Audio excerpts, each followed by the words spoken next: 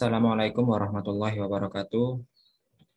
Kami dari kelompok 3 akan mempresentasikan hasil wawancara yang telah kami lakukan dengan topik manajemen sumber daya manusia pendidikan. Sebelum memulai presentasi, saya akan membacakan anggota dari kelompok 3 terlebih dahulu. Yang pertama yaitu Vanesia Margareta Haryono, yang kedua Lydia Marzanda Indraswari, yang ketiga Muhammad Syahrul Afandi, yang keempat Muhammad Wisnu Anggoro, yang kelima Dimas Pradhani Putri, dan yang keenam adalah Renata Teisa Tanjungsari. Lokasi wawancara yang telah kami lakukan yaitu bertempat di SMAN 1 Kota Malang dengan narasumber yang kami wawancara yaitu Bapak Tanto Prihadi yang menjabat sebagai Wakil Kepala Sekolah Kesiswaan SMAN 1 Malang. Yang pertama, apa yang menjadi tujuan manajemen sumber daya pendidikan dalam sebuah organisasi? Yang menjadi tujuan utama dari manajemen sumber daya manusia pendidikan dalam organisasi tentunya sesuai dengan tujuan utama manajemen, yaitu adalah pencapaian kinerja pendidik dan tenaga kependidikan, menciptakan kondisi kerja yang harmonis tanpa mengorbankan unsur-unsur manusia yang terlibat dalam kegiatan pendidikan, agar segala kegiatan terorganisir dengan baik dan tidak terjadi ketidakselarasan dalam tindakan masing-masing pihak. Untuk selanjutnya adalah siapa yang bertanggung jawab atas pengelolaan dan juga pengembangan dalam organisasi pendidikan. Yang bertanggung jawab adalah pihak-pihak tertentu yang ditugaskan di bidangnya masing-masing.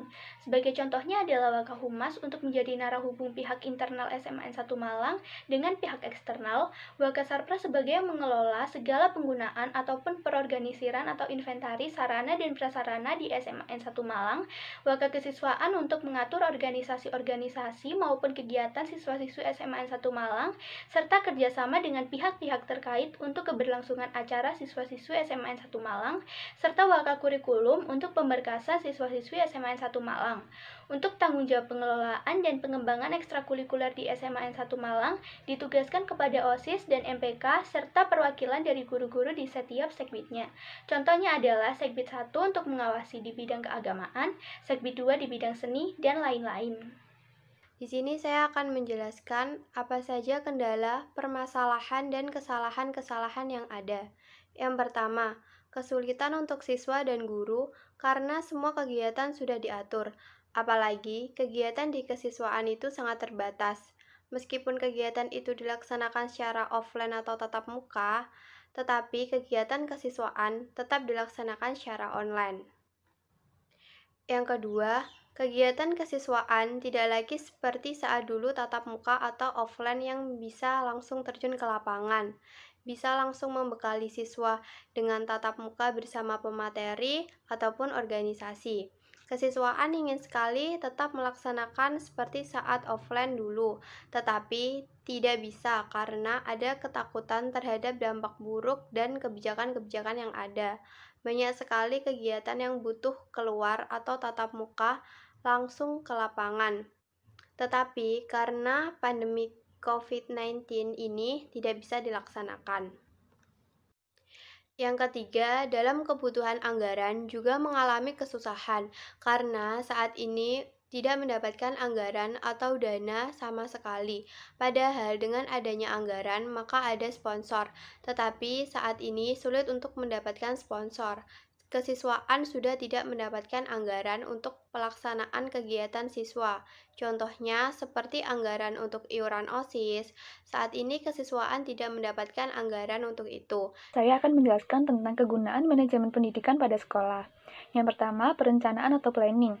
Perencanaan dalam pendidikan sendiri ialah proses pemikiran sistematis dan analisis rasional mengenai apa yang akan dilakukan, bagaimana melakukannya, siapa pelaksananya, mengapa hal itu harus dilakukan, dan kapan suatu kegiatan dilaksanakan.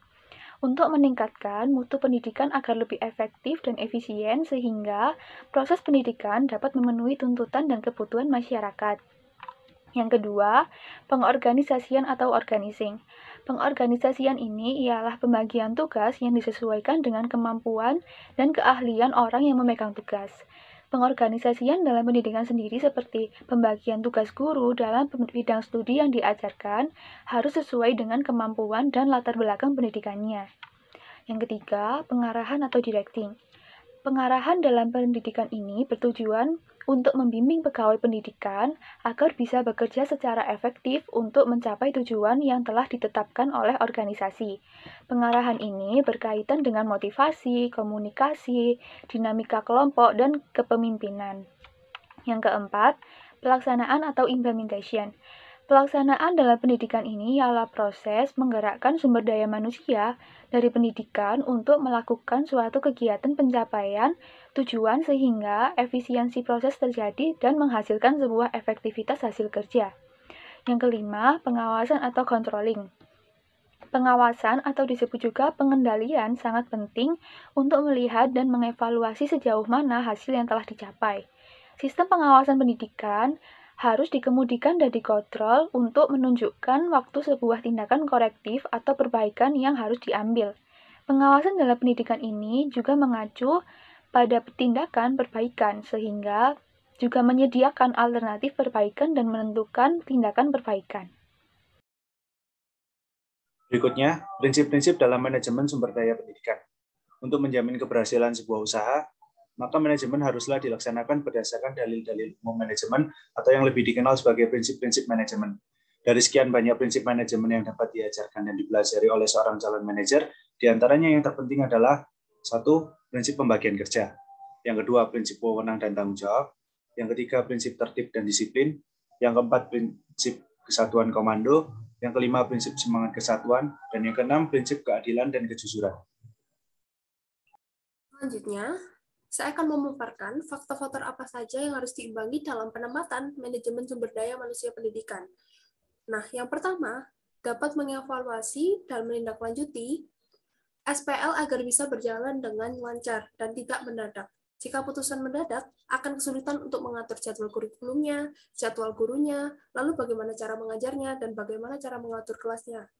Dalam kaitan manajemen sumber daya manusia dalam pendidikan, terdapat 3 aspek. Nah, 3 aspek sendiri itu ada poin penting, yaitu input, proses, dan output. Lalu input sendiri pada pendidikan adalah segala sesuatu masukan yang tersedia karena untuk berlangsungnya proses. Sedangkan input sumber daya manusia dalam pendidikan meliputi tenaga kerja pendidikan, lalu peserta didik, dan prosesnya pendidikan merupakan berubahnya sesuatu menjadi sesuatu yang lebih baik. Dalam proses inilah, fungsi operasional manajemen sumber daya manusia dijalankan dan ditujukan untuk mengadakan perbaikan yang akan menjadi lebih baik. Nah, sedangkan untuk output pendidikan itu adalah merupakan hasil kinerja atau proses merupakan hasil kinerja dari sekolah itu sendiri. Hasil kinerja sekolah merupakan prestasi sekolah yang dihasilkan dari proses atau perilaku sekolah. Nah, kinerja sekolah dapat diukur dari kualitas sekolah itu sendiri. Khususnya yang berkaitan dengan mutu output sekolah dapat dilihat dari prestasi yang dimiliki atau dicapai di sekolah tersebut. Demikianlah presentasi yang telah kami lakukan dengan topik manajemen sumber daya manusia pendidikan. Jikalau ada kesalahan dalam penuturan kata, kami mohon maaf. Wassalamualaikum warahmatullahi wabarakatuh.